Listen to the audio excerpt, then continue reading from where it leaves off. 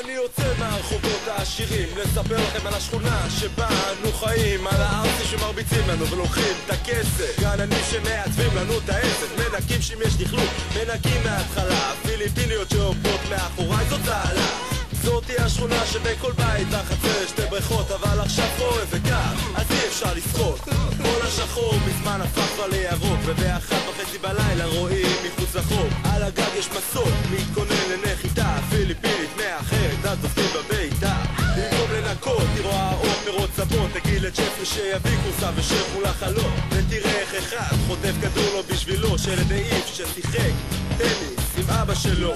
כל יום בצהריים בורגראנץ' מזמינים זין על מקדונלדס, גם את זה אוכלים.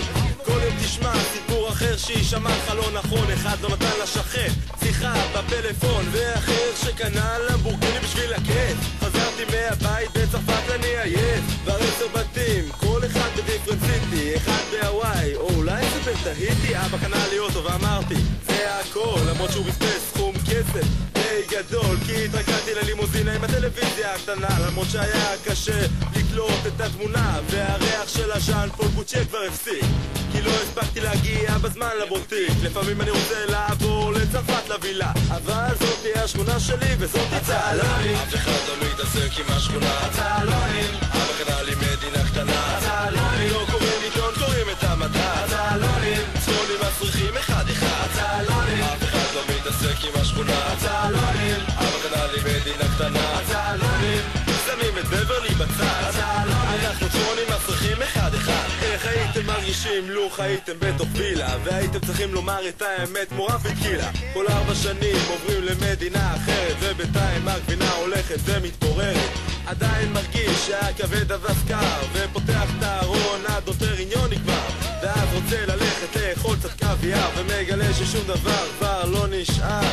עדיין יש שיפוצים בבית, ככה סתם אבל לא נורא, יש בית קיץ על הים, אוכל חזיר באמצע הרחוב ביום כיפור, בשכונה שהארוחה דליקטס זה הסיפור. כל אחד חושב שעל השני הוא יותר חזק, אבל כל מרוקאי שחושב שהוא יכול לשיר על זיבה, יש לו DVD סצוי, אבל זה כלום, מי יש לו שיבה? מוזיקה בלי סראונד, נדפק לי כבר המוח, הפרארי מהירה כל כך שאי אפשר לברוח.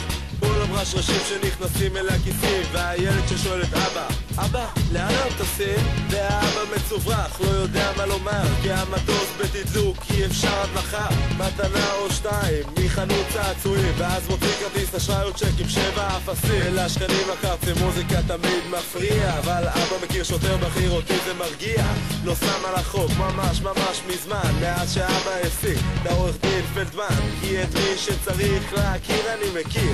שרחתי לספר לכם דוד שלי זה ראש העיר, ובטח שפרוטקציות זה דבר ממש נפלא, בגלל זה אני פה, אני נשאר בצהלונים. אף אחד לא מתעסק עם השכונה, הצהלונים. אבא קנה לי מדינה קטנה, הצהלונים. לא קוראים עיתון, קוראים את המדע, הצהלונים. צפונים מסריחים אחד אחד, הצהלונים. אף אחד לא מתעסק עם השכונה, הצהלונים. תודו שזה ענק, תודו. מדינה קטנה, אתם לא יודעים מה הולך פה בחדר הפקה עכשיו.